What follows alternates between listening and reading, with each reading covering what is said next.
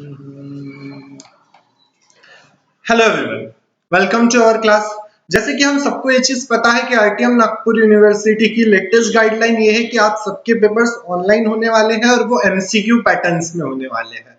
तो ऐसे केस में वो एमसीक्यू पैटर्न्स के क्वेश्चंस को स्टडी करने के लिए आपको उसके टाइप्स और वैरायटीज को पता रहना बहुत ज्यादा जरूरी है, जिसके लिए हम आपके लिए ये एक सीरीज लेकर आए हैं, जिस सीरीज में हम आपको सारे एमसीक्यू टाइप्स के पैटर्न्स की रिवीजन करवा के देंगे। तो आप ये सारे पैटर्न सीरीज को फॉलो करते हुए आप अपनी सारे एमसीक्यू टाइप्स के क्वेश्चंस की रिवीजन कर सकते हो, जिसका ये हमारा पहला टाइप है।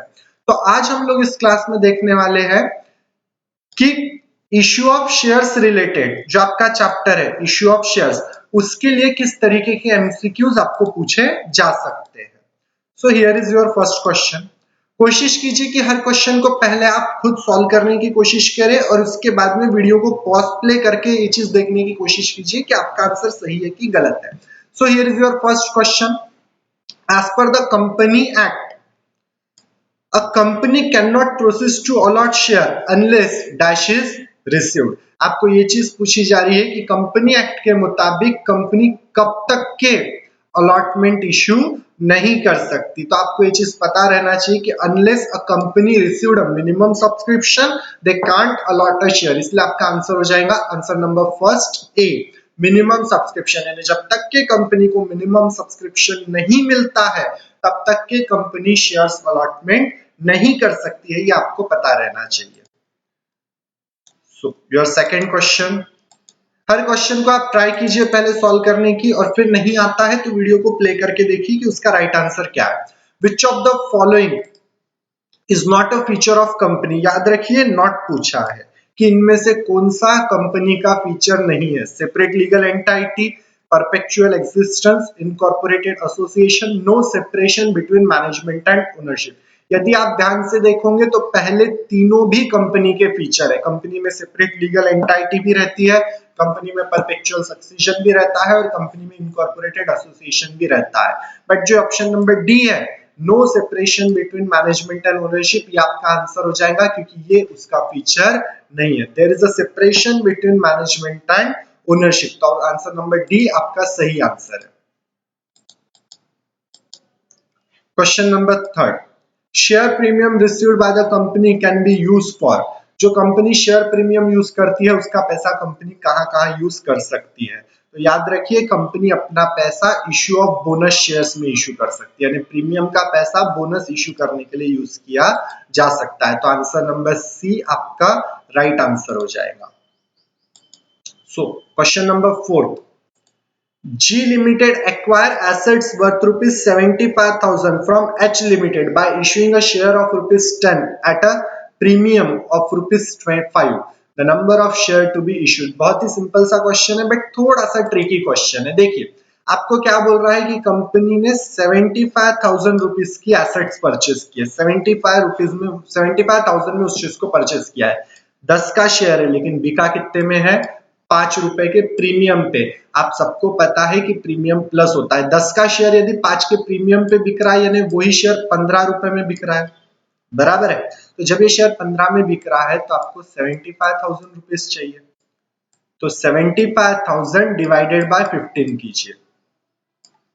जब 75,000 को 15 से डिवाइड करेंगे तो आपको आपका आंसर मिल जाएगा और वो रहेगा 5,000।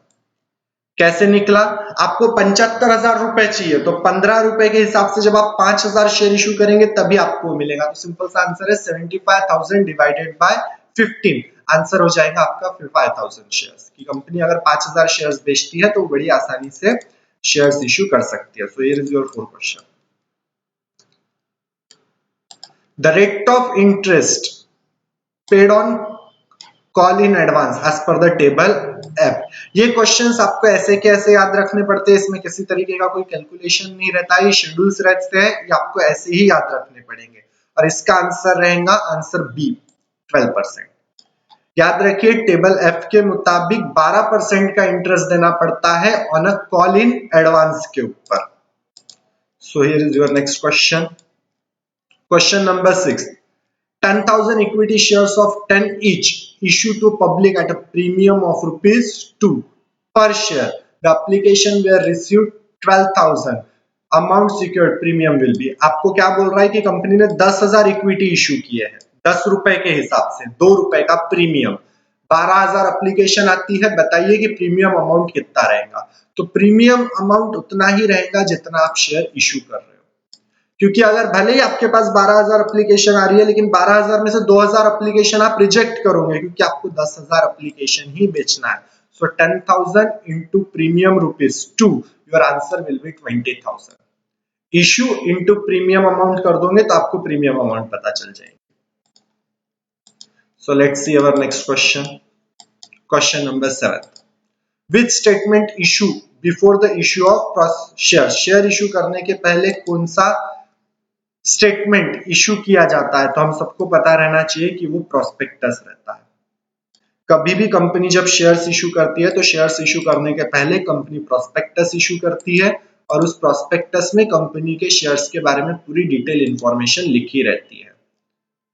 Eight the time of forfeited the share capital to be debited with, जब शेयर फोरफिटेड किए जाते हैं तो किस अमाउंट के साथ शेयर कैपिटल को डेबिट किया जाता है? तो आपको पता रहना चाहिए वो अमाउंट है paid up value.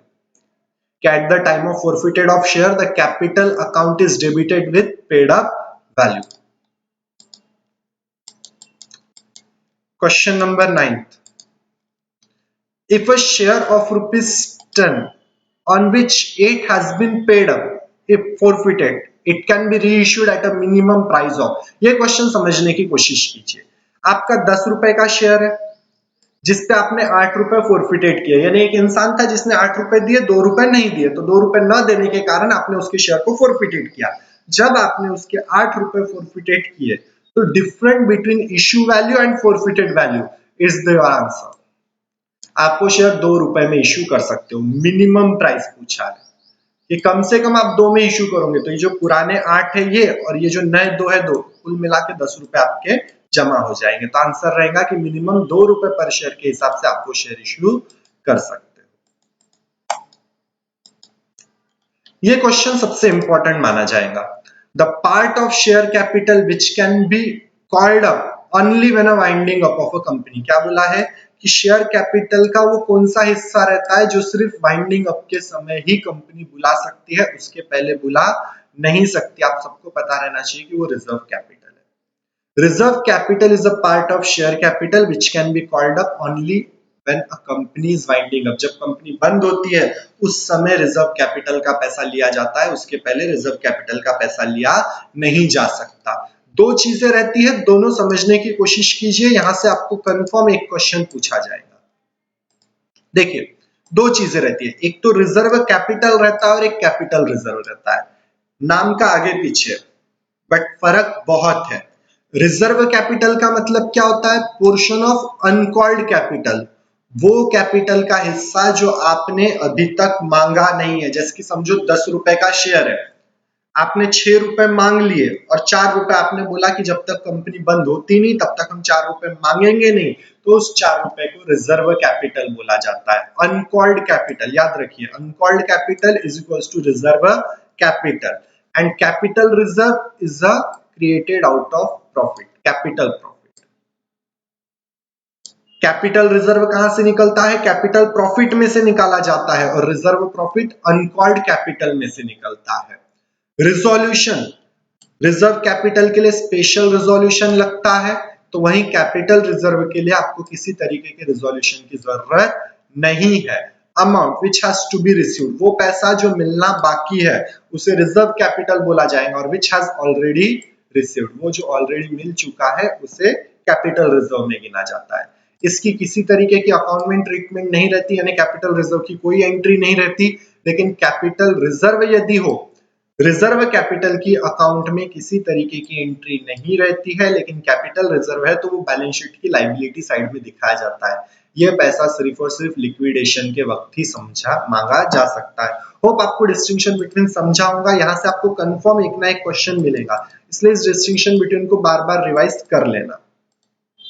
So question number 11, the amount of capital that is mention in the capital clause, capital clause में जो कैपिटल लिखा रहता है उसे ऑथोराइज कैपिटल बोला जाता है, इसलिए इसका आपका आंसर हो जाएगा answer number first A, authorise capital.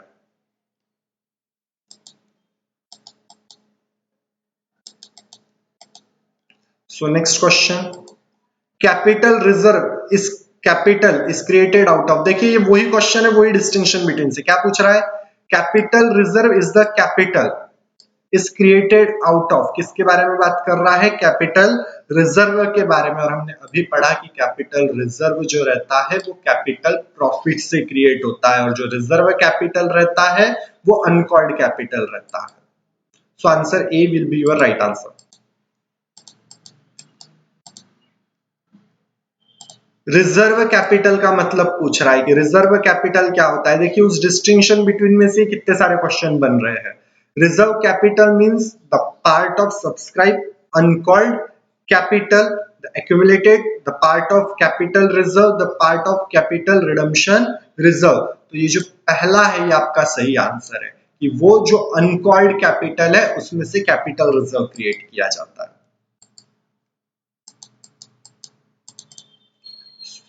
Question number 14. Share application account is nominal account, personal account, real account और नॉमिनल अकाउंट। जो शेयर एप्लीकेशन अकाउंट रहता है वो इन तीनों में से कौन सा अकाउंट है। तो आप सबको पता रहना चाहिए कि ये पर्सनल अकाउंट रहता है। Share application account is a personal account. So answer B will be your right answer. और इस सीरीज का आज का last question, the part of authorise capital which can be called up when the company won't be liquidate, जब company बंद होती है, जब कौन सा कैपिटल माना जाता है। तो ये हमने 3-4 बार डिस्कस कर लिए कि उसे रिजर्व कैपिटल बोला जाता है। तो answer B will be your right answer. Hope आपको ये चीज समझ में आई होंगी। हम हर क्लास में ऐसे ही 15-15 क्वेश्चन डिस्कस करेंगे। ठीक है, थैंक यू वेरी मच।